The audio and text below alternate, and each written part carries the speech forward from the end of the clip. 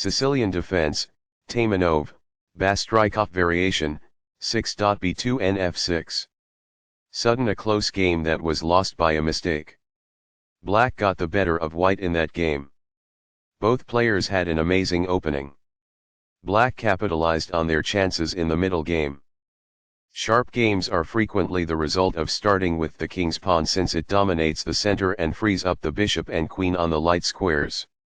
The c-pawn in the Sicilian defense controls the d4 square. Nf3 moves the knight toward the center in anticipation of a pawn push on d4, where it will be ready to retake the piece if black captures on d4. The dark squared bishop has a fresh opening created by e6, and the queen has a new diagonal created by e6. d4 offers to trade the more important central d4 pawn for the c5 pawn in exchange for more control of the center and quick development. Cx d4 provides black 2 key pawns while giving white only one.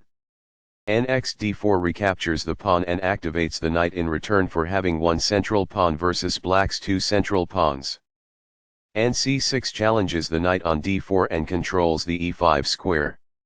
Nc3 defends the e4 pawn and puts more pressure on the d5 square. Qc7 defends the knight on c6 and controls the important d6 and e5 squares. b2 develops the bishop and prepares castling.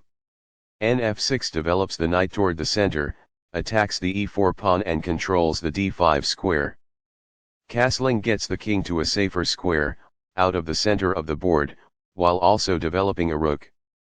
Castling kingside tends to be safer because the king is further from the center. By growing a bishop from its initial square, this activates it.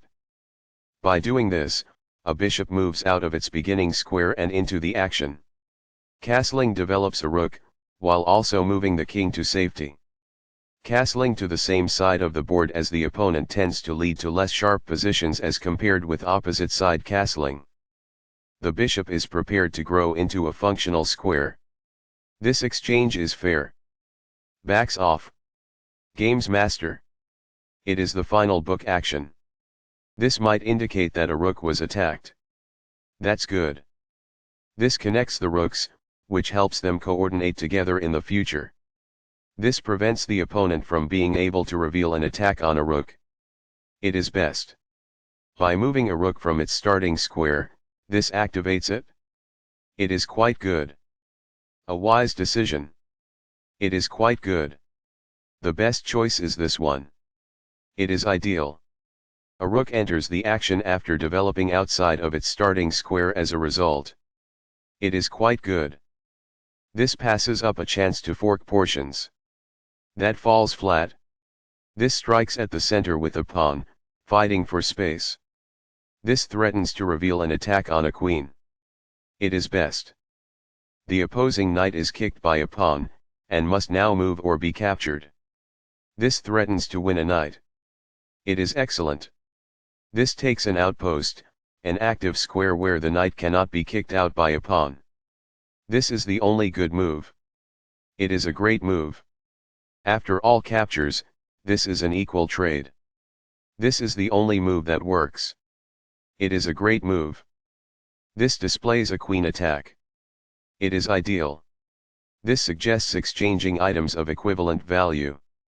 That's good. This provides an equal exchange of parts. It is ideal.